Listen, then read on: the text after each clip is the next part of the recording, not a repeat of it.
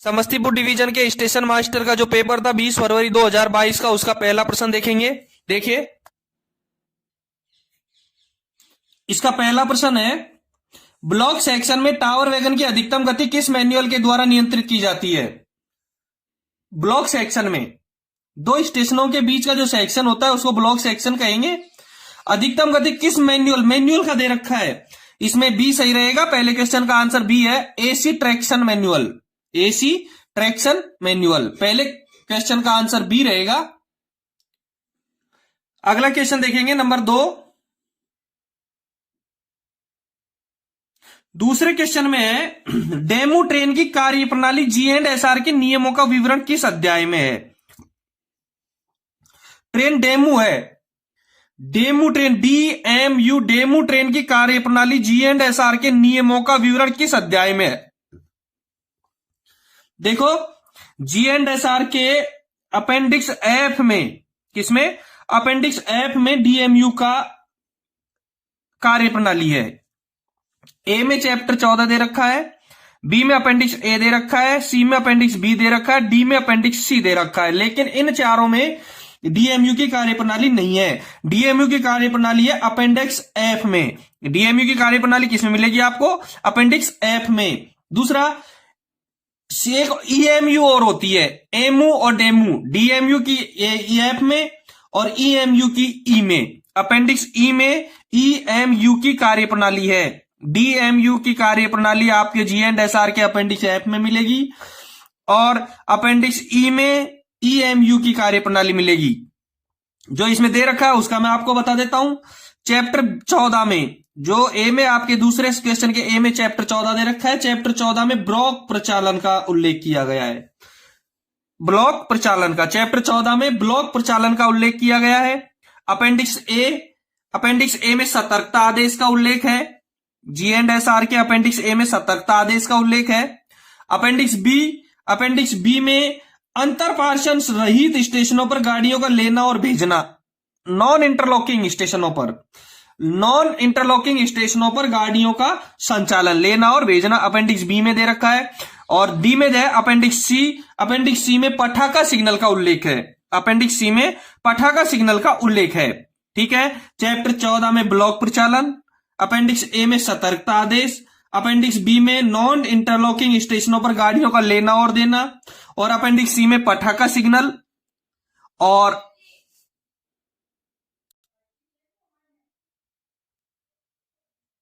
Appendix F में DMU का और अपेंडिक्स ई में ईएमयू का उल्लेख किया गया है। ठीक है, क्वेश्चन नंबर 2 में अपेंडिक्स एफ आंसर सही रहेगा। अगला क्वेश्चन देखेंगे, क्वेश्चन नंबर 3। क्वेश्चन नंबर 3 हल करवाने से पहले मैं आपको एक बार बता दूं, यदि आपने चैनल को सब्सक्राइब नहीं किया है तो एक बार चैनल को सब्सक्राइब करें, लाइक और शेयर जरूर करें। पिछले वीडियो की जो पीडीएफ है वो मैंने टेलीग्राम चैनल पे डाल रखी है, वो आप टेलीग्राम नंबर लिंक दे रखा है डिस्क्रिप्शन में, टेलीग्राम का लिंक डिस्क्रिप्शन में दे रखा है, वहां से आप सब्सक्राइब करें और उसे पीडीएफ जरूर प्राप्त करें। यदि आपके डिवीजन में लेटेस्ट यदि कोई परीक्षा हुई है तो उसका प्रश्न पत्र मुझे टेलीग्राम पे जरूर भेजें, यही मेरे व्हाट्सएप नंबर है, आप एक बार जरूर भेजें। तीसरा क्वेश्चन देखेंगे, सिंगल लाइन पर एक से अधिक टीटीएम कार्य करके वापस लौटने पर इंचार्ज किस टीटीएम में रहेगा? सिंगल लाइन पर एक से अधिक टीटीएम कार्य करके वापस लौटने पर इंचार्ज किस टीटीएम में रहेगा? और इसका आंसर रहेगा लास्ट टीटीएम। तीसरे क्वेश्चन का आंसर रहेगा सी, लास्ट टीटीएम। सिंगल लाइन पर एक से अधिक टीटीएम कार्य करके वापस लौटने पर इंचार्ज किस टीटीएम में रहेगा? तीसरे का आंसर रहेगा लास्ट टीटीएम, सी इसका आंसर रहेगा। चौथा क्वेश्चन देखेंगे, निम्न में से कौन सुमेलित नहीं है? कौन सुमेलित नहीं है ये देखेंगे। T509, T431, T602, TD602। ठीक है, T509 इसमें दे रखा है अवरोधित लाइन पर गाड़ी को रिसीव करना, बिल्कुल सही है। चौथे का में ए दे रखा है, ये बिल्कुल सही है कि T509 अवरोधित लाइन पर गाड़ी को रिसीव करने की ऑथोरिटी होती है।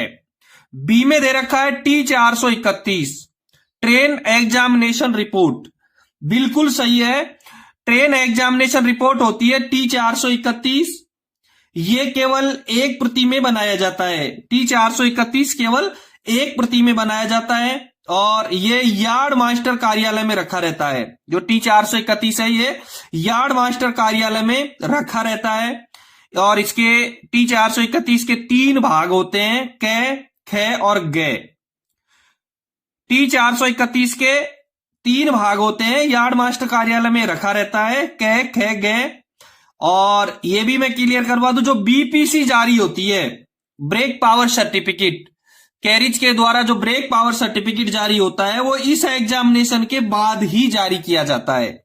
ट्रेन एग्जामिनेशन रिपोर्ट T431 के बाद ही बीपीसी जारी किया जाता है। गाड़ी का बीपीसी इसके बाद ही जारी किया जाता है। ठीक है, ए में T509 सही है, T431 बी में सही है। T602 टीएफसी में ट्रेन संचालन, T602 टीएफसी में ट्रेन संचालन बिल्कुल सही है। T602 टीएफसी में ट्रेन संचालन के लिए होता है। और डी में TD602 conditional line clear ticket, ये गलत है। TD602 conditional line clear ticket, ये गलत है। मैं आपको बता दूं TD602 किसके लिए दिया जाता है। ये दोहरी लाइन पर अस्थायी सिंगल लाइन गाड़ी संचालन का प्राधिकार है। TD602 दोहरी लाइन पर अस्थायी सिंगल लाइन गाड़ी संचालन का प्राधिकार है, TD602। दूसरा, कंडीशनल लाइन क्लियर टिकट क्या होता है। TG602 आपके लिए काम में लिया जाता है। TG602 conditional line clear ticket up वाली ट्रेन के लिए और डाउन वाली ट्रेन के लिए दिया जाता है। TH602 down conditional line clear ticket होता है। TG अप कंडीशनल लाइन के लिए टिकट होता है और TD602 होता है दोहरी लाइन पर अस्थायी सिंगल लाइन गाड़ी संचालन का प्राधिकार। इसलिए चौथे क्वेश्चन का आंसर रहेगा डी। TD602 होता है दोहरी लाइन पर अस्थायी सिंगल लाइन गाड़ी संचालन का प्राधिकार और कंडीशनल लाइन के लिए टिकट अप के लिए TG602 और डाउन के लिए TH602 का यूज किया जाता है। ठीक है, क्वेश्चन नंबर 5 देखेंगे। आपको बता दूं, जो प्रश्न पत्र हल करवा रहे हैं ये 20 फरवरी 2022 को स्टेशन मास्टर के पद के लिए हुआ था, पूर्व मध्य रेलवे का समस्तीपुर डिवीजन का। ठीक है, 5वां क्वेश्चन देखेंगे। निम्न में से कौन सुमेलित है उसका देखना है। पहले में दे रखा है सिस्टम ऑफ वर्किंग और यहां दे रखा है चैप्टर। इसमें दे रखा है सिस्टम ऑफ वर्किंग और इसमें दे रखा है चैप्टर। G&SR के किस चैप्टर में क्या है उसका उल्लेख इसमें किया गया है। ठीक है, ए में पूर्ण ब्लॉक पद्धति, लेकिन पूर्ण ब्लॉक पद्धति चैप्टर नंबर 9 में नहीं है। पूर्ण ब्लॉक पद्धति है चैप्टर नंबर 8 में। पूर्ण ब्लॉक पद्धति ये गलत है क्योंकि पूर्ण ब्लॉक पद्धति 9 में नहीं है, चैप्टर 8 में पूर्ण ब्लॉक पद्धति का उल्लेख किया गया है। बी में ऑटोमेटिक ब्लॉक पद्धति, ऑटोमेटिक ब्लॉक पद्धति चैप्टर 10 दे रखा है लेकिन ये गलत है क्योंकि ऑटोमेटिक ब्लॉक पद्धति G&SR के चैप्टर नंबर 9 में दे रखा है। पूर्ण ब्लॉक पद्धति चैप्टर नंबर 8 में, ऑटोमेटिक ब्लॉक पद्धति चैप्टर नंबर 9 में। सी में दे रखा है पायलट गार्ड पद्धति और पायलट गार्ड पद्धति में उल्लेख दे रखा है चैप्टर का 11वें का। बिल्कुल सही है, पायलट गार्ड पद्धति 11वें चैप्टर में है, इसलिए 5वें क्वेश्चन का आंसर रहेगा सी, पायलट गार्ड पद्धति चैप्टर नंबर 11। डी में केवल एक गाड़ी पद्धति और एक गाड़ी पद्धति में चैप्टर दे रखा है 12, लेकिन ये गलत है क्योंकि एक गाड़ी पद्धति का चैप्टर नंबर 13 में उल्लेख है। मैं क्लियर करवा दूं, पूर्ण ब्लॉक पद्धति चैप्टर नंबर 8 में है, ऑटोमेटिक ब्लॉक पद्धति चैप्टर नंबर 9 में है, पायलट गार्ड पद्धति चैप्टर नंबर 11 में है और केवल एक गाड़ी पद्धति चैप्टर नंबर 13 में है। ठीक है, 5वें क्वेश्चन का आंसर रहेगा सी, पायलट गार्ड पद्धति चैप्टर नंबर 11। अगला क्वेश्चन देखेंगे, 6वां क्वेश्चन देखें। यदि आपने चैनल को सब्सक्राइब नहीं किया है तो एक बार सब्सक्राइब जरूर कर दें, वीडियो को लाइक और शेयर जरूर करें। 6ठे क्वेश्चन में है A and AG marker gate signal में मार्कर जल रहा है। A and AG marker gate signal, कौन सा, ए और एजी मार्कर का गेट सिग्नल है, उसमें मार्कर जल रहा है, तो इसका अर्थ क्या है। इसका आंसर रहेगा सी, यानी कि पॉइंट सेट है और गेट बंद है। ए जी दोनों जल रहा है, मार्कर जल रहा है, इसका मतलब मार्कर जल रहा है तो पॉइंट सेट है और गेट भी, जी का मतलब गेट बंद है। ए और AG मार्कर गेट सिग्नल में मार्कर जल रहा है तो इसका अर्थ हम समझेंगे पॉइंट सेट है वह गेट बंद है। छठे क्वेश्चन का आंसर रहेगा सी, पॉइंट सेट है वह गेट बंद है। अगला क्वेश्चन देखेंगे SCR, सातवें क्वेश्चन में दे रखा है SCR साउथ सेंट्रल रेलवे, दक्षिणी मध्य रेलवे में कुल कितने मंडल हैं, डिवीजन कितने हैं। SCR में कुल कितने डिवीजन हैं, मंडल कितने हैं। और SCR में कुल 6 डिवीजन है। SCR में कुल 6 डिवीजन है। मैं आपको क्लियर करवा दूं, SCR का मुख्यालय सिकंदराबाद है। SCR का मुख्यालय सिकंदराबाद है। साउथ सेंट्रल रेलवे का मुख्यालय सिकंदराबाद है और इसके 6 डिवीजन है। कौन कौन से हैं, सिकंदराबाद, हैदराबाद, विजयवाड़ा, गुंटकाल, गुंटूर और नांदेड़। SCR के 6 डिवीजन है और 6 डिवीजन है सिकंदराबाद, हैदराबाद, विजयवाड़ा, गुंटकाल और गुंटूर और नांदेड़। ये 6 डिवीजन SCR के हैं जिसका मुख्यालय सिकंदराबाद है। अगला क्वेश्चन देखेंगे, 8वां क्वेश्चन। 8वें क्वेश्चन में है निम्न में से कौन सुमेलित नहीं है। पहले जोन दे रखे हैं और फिर डिवीजन दे रखे हैं, जोन और उनके डिवीजन दे रखे हैं। ठीक है, पहले जोन देख लो, NER north east railway, north east railway, WR western railway, SR south railway और eco railway, ECOR eco railway पूर्व तटीय रेलवे। ठीक है, NER, WR, SR eco railway ये दे रखे हैं, डिवीजन दे रखे हैं 5, 6, 6 और 4। देखो नंबर से देखते हैं, NER north eastern railway, NER north eastern railway, इसका मुख्यालय गोरखपुर में है, इसका मुख्यालय गोरखपुर में है। डिवीजन दे रखे हैं इसमें 5, लेकिन डिवीजनों की संख्या इसमें 3, इज्जतनगर, लखनऊ और वाराणसी। NER में 3 डिवीजन है, इज्जतनगर, लखनऊ और वाराणसी। बी में वेस्टर्न रेलवे दे रखा है WR का मतलब वेस्टर्न रेलवे। पश्चिमी रेलवे का मुख्यालय मुंबई का चर्च गेट है। वेस्टर्न रेलवे इसका मुख्यालय मुंबई का चर्च गेट है और इसमें डिवीजनों की संख्या 6 दे रखी है, बिल्कुल सही है।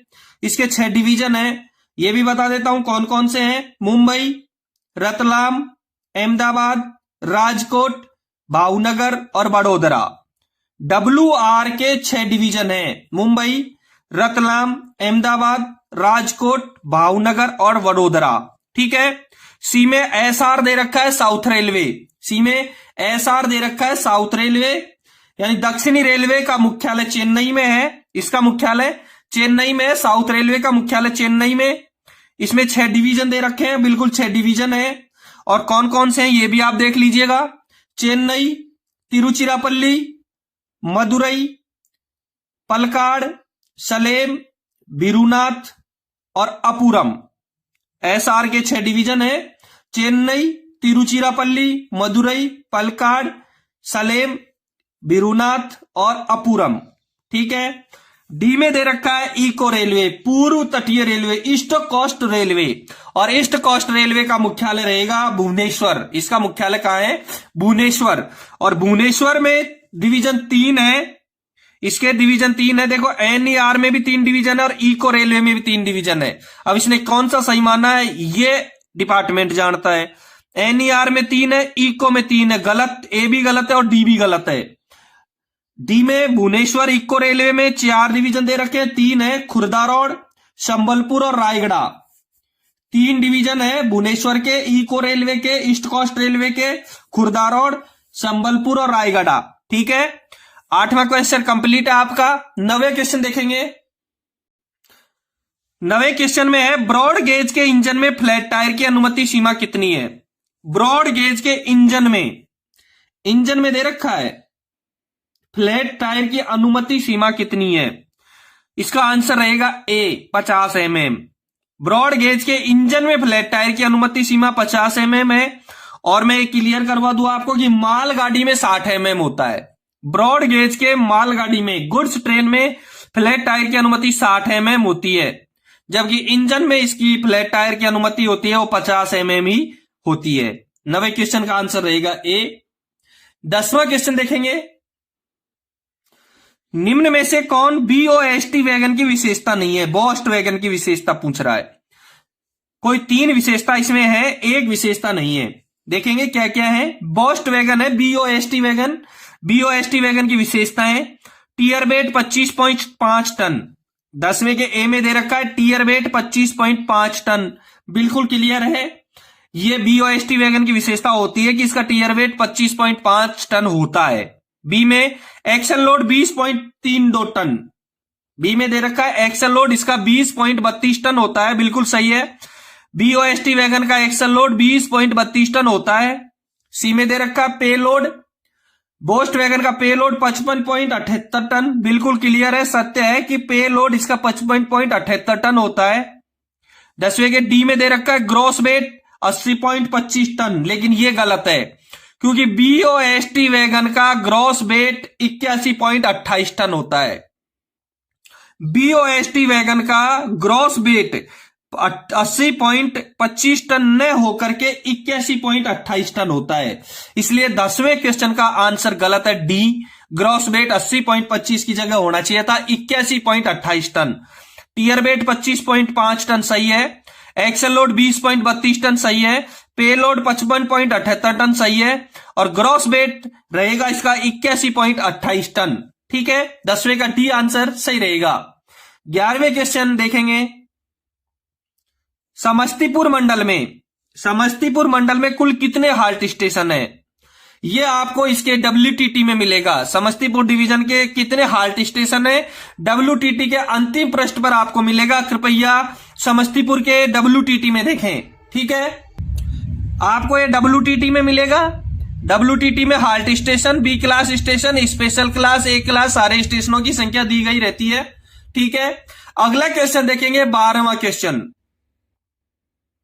कलर लाइट डिस्टेंट सिग्नल की पहचान क्या है? कलर लाइट डिस्टेंट सिग्नल की पहचान क्या है? ए में दे रखा है P मार्कर, बी में दे रखा है A मार्कर, सी में दे रखा है C मार्कर और डी में दे रखा है G मार्कर।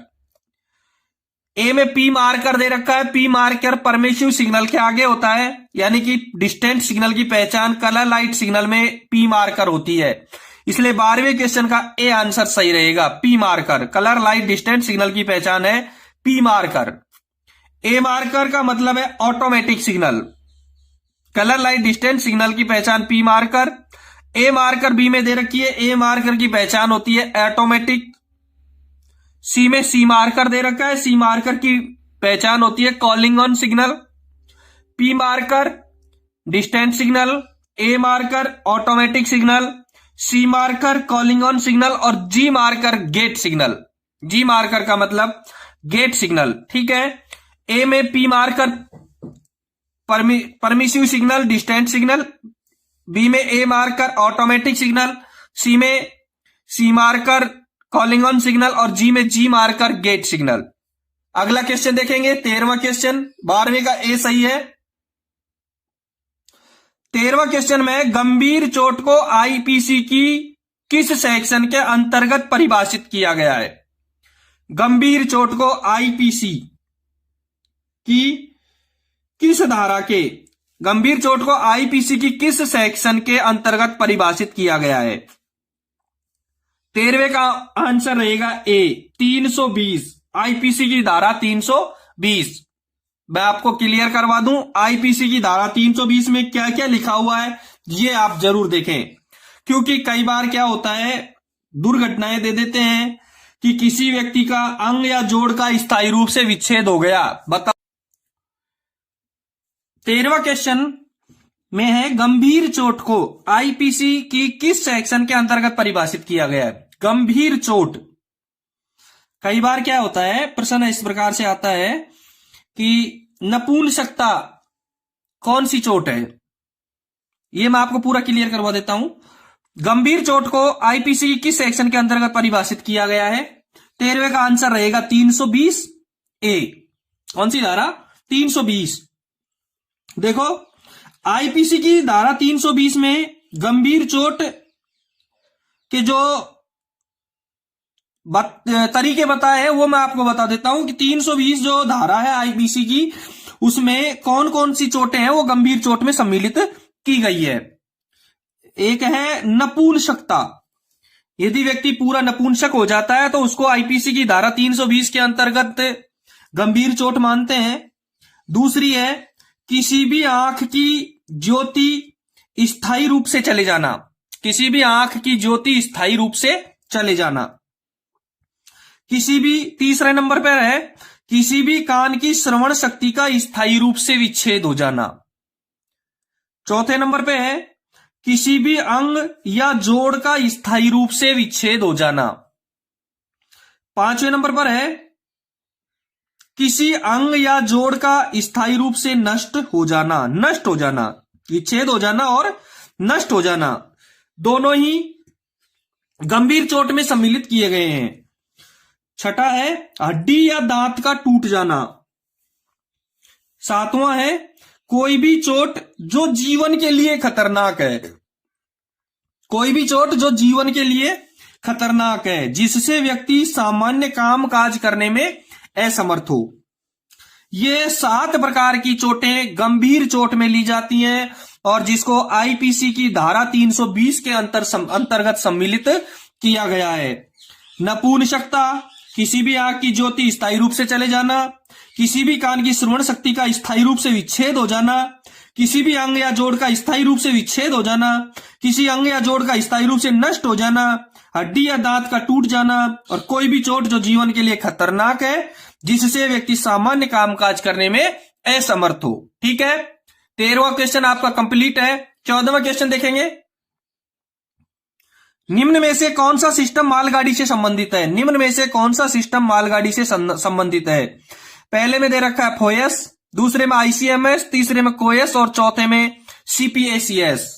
ठीक है, पहले में फोएस दे रखा है FOIS। फोएस का फुल फॉर्म, कई बार क्वेश्चन में क्या होता है, फुल फॉर्म पूछ लिया जाता है। तो FOIS का फुल फॉर्म होता है freight operation information system. FOIS का फुल फॉर्म होता है freight operation information system.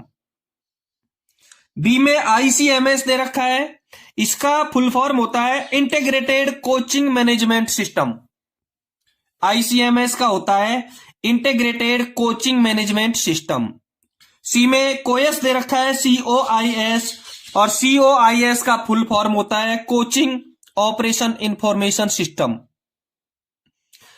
Freight operation information system, integrated coaching management system और कोचिंग ऑपरेशन इंफॉर्मेशन सिस्टम, इसमें फोएस मालगाड़ी से संबंधित है, इसलिए 14वें क्वेश्चन का आंसर रहेगा ए, ओनली ए। FOIS फोएस, 14वें का आंसर रहेगा ए, ओनली ए, फोएस फ्रेट ऑपरेशन इंफॉर्मेशन सिस्टम।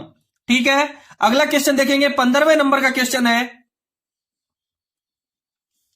आपदा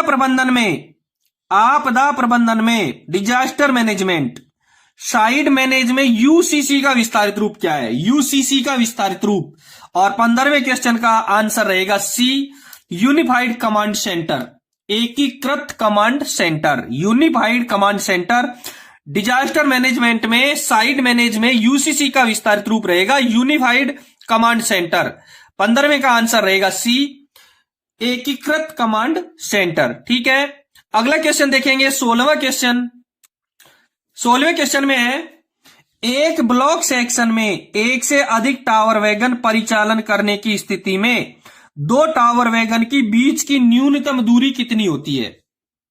एक ब्लॉक सेक्शन में एक से अधिक टावर को चलाना है, काम नहीं करना है, चलाना है, तो उनके बीच की दूरी, आंसर रहेगा इसका 120 मीटर बी। 16वें क्वेश्चन का आंसर रहेगा 120 मीटर बी। 16वें में बी सही है। ठीक है, 17वां क्वेश्चन देखेंगे। निम्न में से कौन सुमेलित नहीं है? निम्न में से कौन सुमेलित नहीं है? ए में दे रखा है संट सिग्नल पीले कलर का, बी में दे रखा है पॉइंट बटन नीले कलर का, रूट बटन हरा कलर का, और डी में दे रखा है सिग्नल बटन लाल कलर का। ठीक है, ए में संट सिग्नल है वो पीला रंग का, बिल्कुल पैनल पर संट सिग्नल है वो बिल्कुल पीले कलर का होता है। बी में दे रखा है पॉइंट बटन नीला, पॉइंट बटन बिल्कुल नीले कलर का होता है, सिग्नल के पैनल पर पॉइंट बटन नीले कलर का होता है।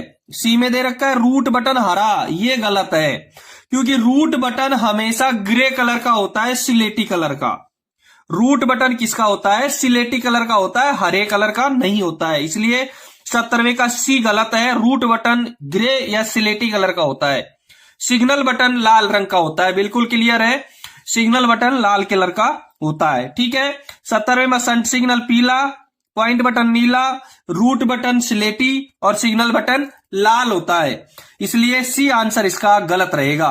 70वें में सी रूट बटन हरे रंग का नहीं होता है, ये होता है स्लेटी रंग का, जिसको अंग्रेजी में ग्रे कह सकते हैं। ठीक है, अगले क्वेश्चन से पहले मैं एक बार बता दूं, अभी तक आपने चैनल सब्सक्राइब नहीं किया है तो एक बार चैनल को जरूर सब्सक्राइब करें। और इससे पिछले वीडियो के बहुत सारे प्रश्न पत्र मैंने हल करवा रखे हैं, वो उनका लिंक सारा डिस्क्रिप्शन में दे रखा है, एक बार जरूर देखें। क्वेश्चन नंबर 18वां देखेंगे। किसी मालगाड़ी को लोडिंग अनलोडिंग के लिए, किसी मालगाड़ी को लोडिंग अनलोडिंग के लिए ब्लॉक सेक्शन में अधिकतम कितनी देर रोका जा सकता है? और इसका आंसर रहेगा बी, 20 मिनट। किसी मालगाड़ी को लोडिंग अनलोडिंग के लिए ब्लॉक सेक्शन में अधिकतम कितनी देर? 20 मिनट रोका जा सकता है। ठीक है, 18वें का आंसर रहेगा बी। क्वेश्चन नंबर देखेंगे 19वां।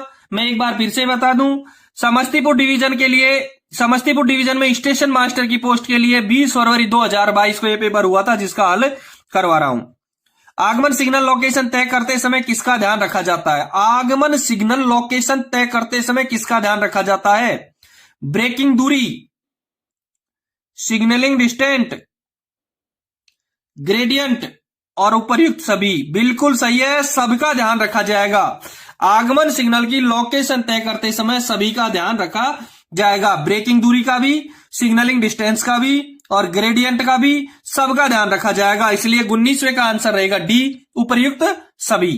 ठीक है, अगला क्वेश्चन देखेंगे 20वां क्वेश्चन। 20वें क्वेश्चन में दृश्यता बोर्ड कितने प्रकार के होते हैं? आंसर रहेगा ए, 4 प्रकार के। दृश्यता बोर्ड कितने प्रकार के होते हैं? इसका आंसर रहेगा ए, 4 प्रकार के। आयताकार, गोलाकार, त्रिभुजाकार और वर्गाकार, किसी भी आकृति के दृश्यता बोर्ड हो सकते हैं। आयताकार, गोलाकार, त्रिभुजाकार और वर्गाकार। ठीक है, 20वें का आंसर रहेगा सी, वो ए। 20वें का आंसर रहेगा ए, जिसमें 4 सही है। ठीक है, अगला क्वेश्चन देखेंगे 21वां। 21वें क्वेश्चन में AWS का फुल फॉर्म क्या है? AWS का फुल फॉर्म क्या है? AWS, ए में दे रखा है ऑक्सिलरी वार्निंग सिस्टम, बी में अहेड वार्निंग सिस्टम, सी में दुर्घटना वार्निंग सिस्टम और डी में एडवांस वार्निंग सिस्टम। इसका आंसर रहेगा advance warning system, automatic warning system, यह आंसर रहेगा इसका। AWS का इसमें किसी में भी नहीं दे रखा है, इसका ऑटोमेटिक वार्निंग सिस्टम आंसर होगा। AWS का फुल फॉर्म होता है ऑटोमेटिक वार्निंग सिस्टम। न तो ऑक्सिलरी वार्निंग सिस्टम होता है, नहीं अहेड वार्निंग सिस्टम होता है, नहीं दुर्घटना वार्निंग सिस्टम होता है, नहीं एडवांस वार्निंग सिस्टम होता है। AWS का आंसर होगा automatic warning system, automatic warning system. ठीक है, अगला क्वेश्चन देखेंगे 22वां question. Isolator switch, isolator switch current को भंग करने हेतु नहीं है, परंतु सर्किट को भंग करने के लिए होता है। आइसोलेटर ऑफ डिवाइस है, ऑन लोड डिवाइस नहीं है। आइसोलेटर को हम ऑफ लोड डिवाइस कहेंगे, इसलिए इसको ऑन ऑफ लोड डिवाइस, जिस समय इसमें करंट रहता है तब इसको ऑपरेट नहीं किया जा सकता। आइसोलेटर को जब करंट रहता है तो इसको ऑपरेट नहीं किया जा सकता। इसको ऑफ स्थिति में, यानी कि जिस समय करंट नहीं रहता है, ऑफ लोड डिवाइस है ये, जिस समय करंट नहीं रहता है उस समय इसको ऑपरेट करेंगे, तो उस समय तो केवल सर्किट भंग करने के लिए ही होता है। इसलिए 22वें क्वेश्चन का आंसर रहेगा ए, हाँ, यस। आइसोलेटर स्विच को करंट भंग करने के हेतु काम में नहीं लिया जाएगा, बल्कि सर्किट को भंग करने हेतु काम में लिया जाता है। 22वें क्वेश्चन का आंसर रहेगा ए, हाँ। ठीक है, 23वां नंबर का क्वेश्चन देखेंगे। सेमी ऑटोमेटिक सिग्नल की क्या पहचान है? सेमी ऑटोमेटिक सिग्नल की क्या पहचान है? और इसका आंसर रहेगा ए में ए मार्कर एल्यूमिनेट, बी में ए मार्कर बुझा हुआ, सी में ए डिस्क और डी में ए और बी दोनों। 23वें आंसर का ए आंसर सही रहेगा, ए मार्कर एल्यूमिनेट। 23वें में आंसर रहेगा A marker illuminate. Semi automatic signal की क्या पहचान है? इसका आंसर रहेगा ए मार्कर एल्यूमिनेट। ठीक है, अगला क्वेश्चन देखेंगे 24वां। सतर्कता आदेश कितने प्रकार के होते हैं?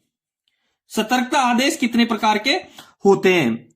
ए में 2 दे रखा है, बी में 3 दे रखा है, सी में 1 दे रखा है और डी में 4 दे रखा है। मैं पहले क्लियर करवा दूं आपको कि सतर्कता आदेश का अंग्रेजी होता है कॉशन ऑर्डर, और कॉशन ऑर्डर हमेशा 3 प्रकार के होते हैं। T409 जो सतर्कता आदेश होता है, TA409 जो कुछ नहीं सतर्कता आदेश होता है, और TB409 जो अनुस्मारक सतर्कता आदेश होता है, रिमाइंडर होता है। T409 कॉशन ऑर्डर, TA409 नील का कॉशन ऑर्डर और TB409 रिमाइंडर कॉशन ऑर्डर। ठीक है, और दूसरी चीज मैं क्लियर करवा दूं, एक होता है गति प्रतिबंध, स्पीड रेस्ट्रिकेशन। देखो गति प्रतिबंध 2 प्रकार के होते हैं। गति प्रतिबंध 2 प्रकार के होते हैं। एक तो परमानेंट गति प्रतिबंध, जिसको हम परमानेंट स्पीड रेस्ट्रिकेशन बोलते हैं, PSR, जो WTT में होते हैं। दूसरा एक होता है टेम्परेरी, TSR, स्थायी गति प्रतिबंध और अस्थायी गति प्रतिबंध। स्थायी गति प्रतिबंध WTT में मिलते हैं और अस्थायी गति प्रतिबंध T409 के द्वारा दिए जाते हैं।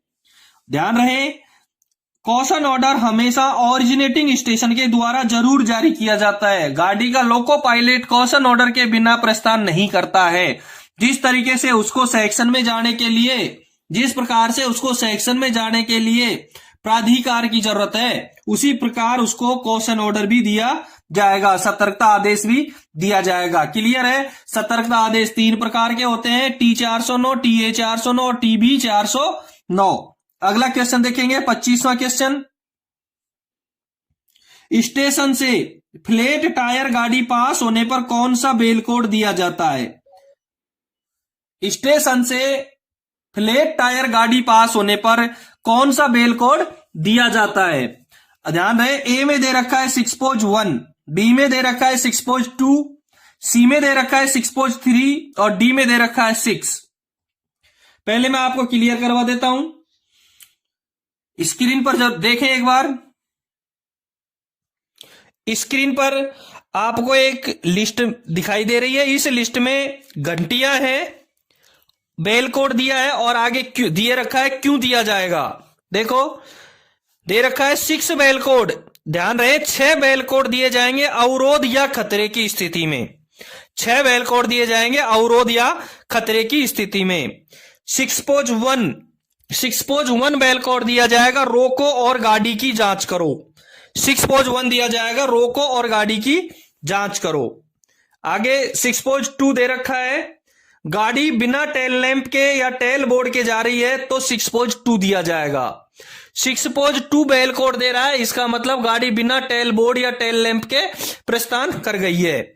6.3 के लिए गाड़ी विभाजन, 6.3 बेल कोड दिए जाएगा जब गाड़ी का विभाजन हो गया हो। गाड़ी विभाजन के लिए 6.3 बेल कोड का प्रयोग करेंगे। 6.4 के लिए है वाहन दोहरी लाइन में गलत दिशा में या सिंगल लाइन में ब्लॉक सेक्शन में निकल भागे।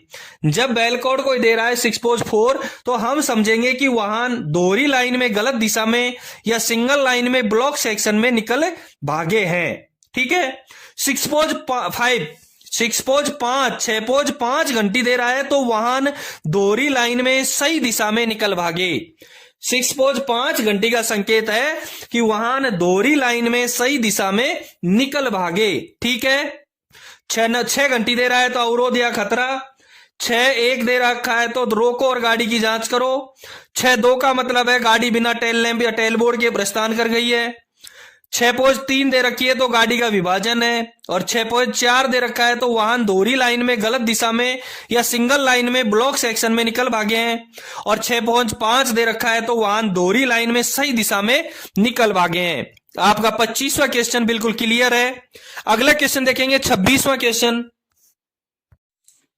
26वें क्वेश्चन में है ब्लॉक उपकरण पर 6 घंटी का क्या अर्थ है। मैंने अभी बताया है 6 घंटी का अवरोध या खतरा।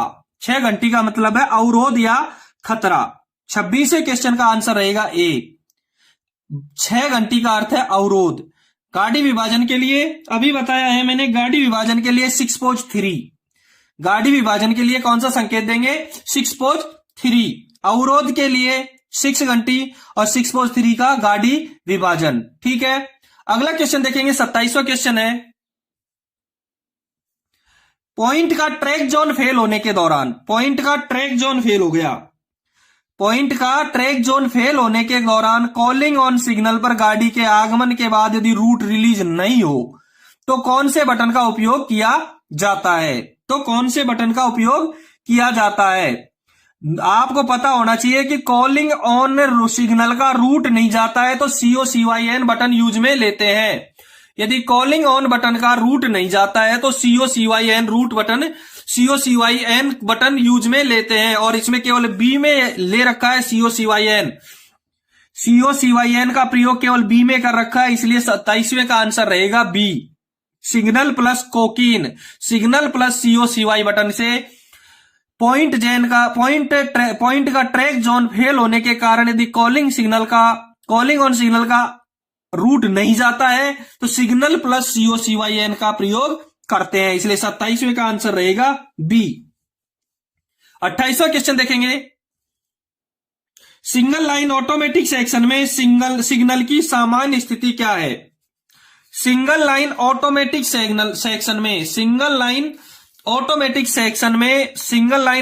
सेक्शन में सिग्नल की सामान्य स्थिति क्या है, और सिग्नल की सामान्य स्थिति रहेगी हरा।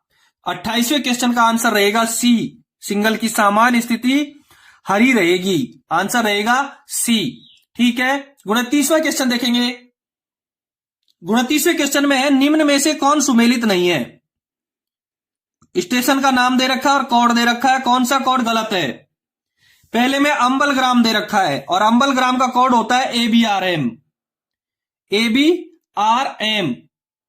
इसमें एम नहीं है, ABR ही होता, हाँ ABRM अंबलग्राम का कोड होगा। बी में आदेशर दे रखा है और आदेशर का कोड AAR होगा, AAR होता है। अंबलग्राम का कोड ABRM नहीं होता है, ABGM होता है, ये आर की जगह क्या होगा जी। 29वें का ए आंसर रहेगा क्योंकि अंबलग्राम का कोड गलत है, अंबलग्राम का कोड गलत है और अंबलग्राम का कोड होता है ABGM, अंबलग्राम का कोड होगा ABGM। आदेशर का सही है AAR, आबू रोड का सही है ABR और अंबली रोड का सही है ABD। तीनों सही है, केवल ए गलत है, अंबलग्राम का कोड गलत है, अंबलग्राम का कोड होगा ABGM। आदेशर का AAR, आबू रोड का ABR और अंबली रोड का ABD, ये आंसर सही है, इसलिए 29वें का उत्तर होगा ए, अंबलग्राम। 30वां क्वेश्चन देखेंगे भारतीय रेलवे में कितने प्रकार की ब्रेक पद्धति है। टाइप ऑफ ब्रेक सिस्टम, भारतीय रेलवे में कितने प्रकार की ब्रेक पद्धति है, आंसर रहेगा इसका बी, 3 प्रकार की, इसका आंसर रहेगा बी, 3 प्रकार की ब्रेक पद्धति है। कौन कौन सी है, मैन्युअली, वैक्यूम और एयर प्रेशर। भारतीय रेलवे में 3 प्रकार की ब्रेक पद्धति है, मैन्युअली, वैक्यूम और एयर प्रेशर। ठीक है दोस्तों, अगले क्वेश्चन को अगले एपिसोड में करवाएंगे, अगले वीडियो में करवाएंगे। 1 से लेकर के 30 तक मैंने इस वीडियो में हल करवा दिए हैं। ये हल करवा रहे हैं हम समस्तीपुर डिवीजन का पूर्व मध्य रेलवे का स्टेशन मास्टर का पेपर जो 20 फरवरी 2022 को हल हुआ था। ठीक है, इससे पिछले वीडियो के लिंक मैंने सारे डिस्क्रिप्शन में दे रखे हैं। एक गुड्स गार्ड का पेपर हुआ था 2 जनवरी 2022 को समस्तीपुर में ही, उसका लिंक भी मैंने डिस्क्रिप्शन में दे रखा है, इससे पिछले वीडियो में हल करवाया है। और 31वें क्वेश्चन से आगे, इसमें 55 क्वेश्चन है, 31 से 55 क्वेश्चन तक का वीडियो आगे के अगले वीडियो में हल करवाऊंगा। ठीक है, यदि आपको कोई दिक्कत है तो कमेंट्स बॉक्स में जरूर कमेंट करें। PDF प्राप्त करने के लिए टेलीग्राम चैनल दे रखा है, उसको सब्सक्राइब करें, और यदि आप इस चैनल पर नए हो तो एक बार इस चैनल को सब्सक्राइब जरूर करें। धन्यवाद।